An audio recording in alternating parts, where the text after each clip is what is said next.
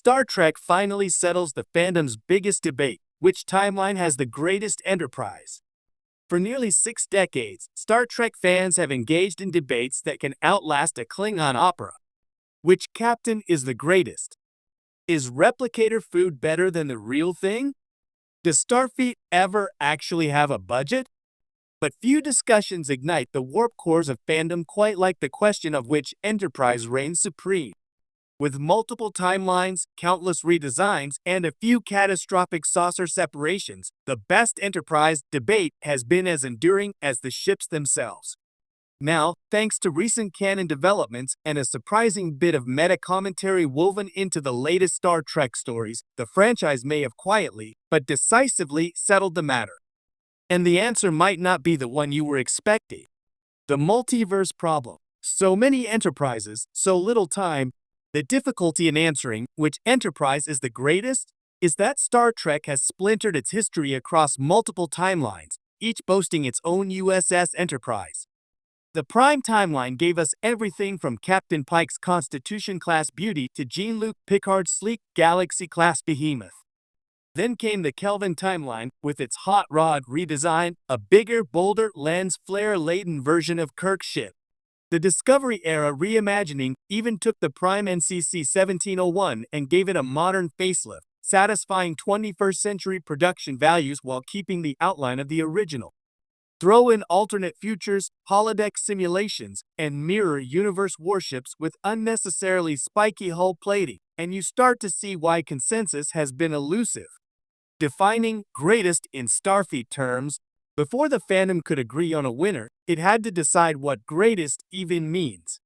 For some, it's all about looks, the clean lines of the refit Constitution, the swan-like curves of the Enterprise E, the balanced symmetry of the NX-01.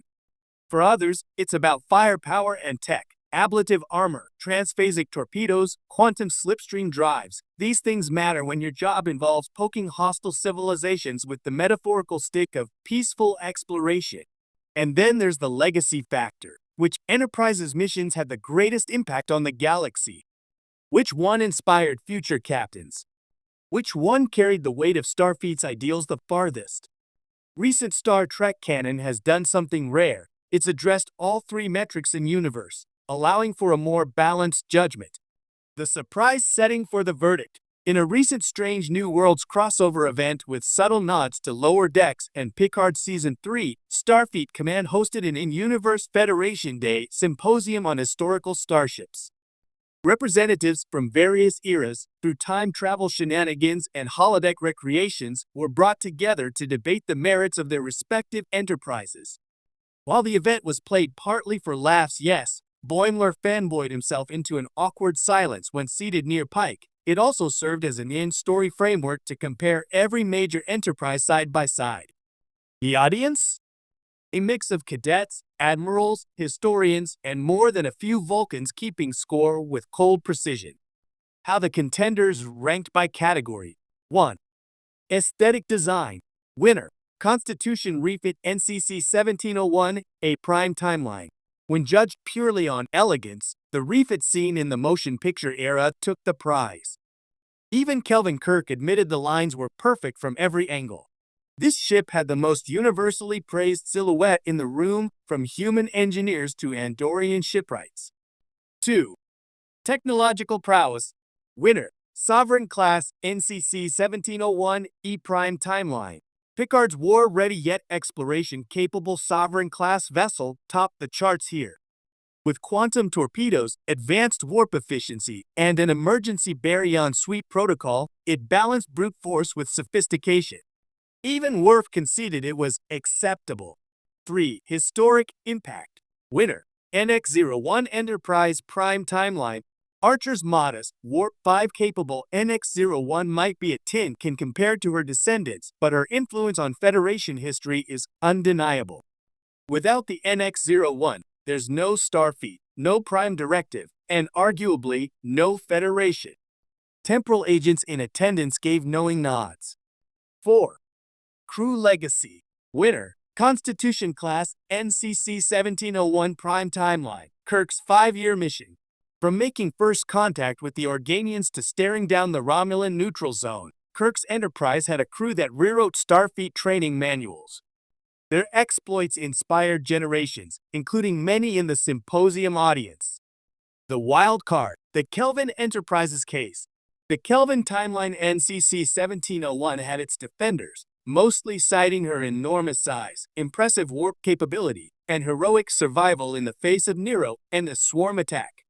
However, her detractors argued she was overbuilt for exploration and too heavily reliant on visual spectacle.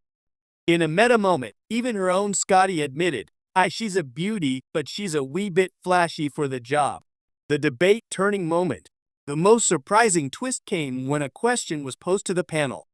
If you had to face an unknown threat beyond the galactic barrier tomorrow, which Enterprise would you choose? One by one, the captains, Pike, Kirk Prime, Kirk Kelvin, Picard, Riker standing in for the E, Archer, and Burnham representing the refit NCC 1701 from Discovery, gave their answers. Despite personal loyalties, most agreed on the same choice. The Sovereign-class Enterprise E. The reasoning was clear. She had the range for deep space missions, the defensive and offensive capabilities to handle hostile encounters, and the flexibility to serve as both a diplomatic flagship and a scientific platform. The E represented the pinnacle of Starfleet's explore but survive philosophy. Fandom's reaction. Consensus at warp speed? You'd think naming the Enterprise E the greatest would spark a civil war in the fandom, but surprisingly, reaction was largely positive. While some still cling to the nostalgia of the original Constitution or the romanticism of the NX-01, many recognize that the E hits the sweet spot between form, function, and historical resonance. In online polls following the episode, the Enterprise E claimed 42% of the vote, with the Constitution refit taking second place at 28%, and the original NCC 1701 in third with 15%. The Kelvin Enterprise placed fourth, ahead of the NX-01, proving that while history is respected, fans still want a ship that can hold her own in a fight. Why this matters beyond just ship rankings. By settling this debate in universe, Star Trek did more than just crown a winner. It acknowledged the passion of its fanbase and validated the idea that these ships aren't just sets or CGI models, they're characters in their own right. Every Enterprise tells the story of the era that built her, from the hopeful naivete of the NX-01 to the battle-hardened elegance of the Sovereign class. And by having characters from different eras agree on the same choice, the franchise bridged generational divides in the fandom. For once, the debate wasn't about tearing down other ships, but about recognizing the strengths of all of them while still naming a champion. The final verdict. So officially, at least for now, the greatest Enterprise across all timelines is the Sovereign-class NCC 1701E of the Prime timeline. She might not have the iconic silhouette of Kirk's ship or the trailblazing history of Archer's, but she embodies the ideal blend of beauty, brains, and brawn that define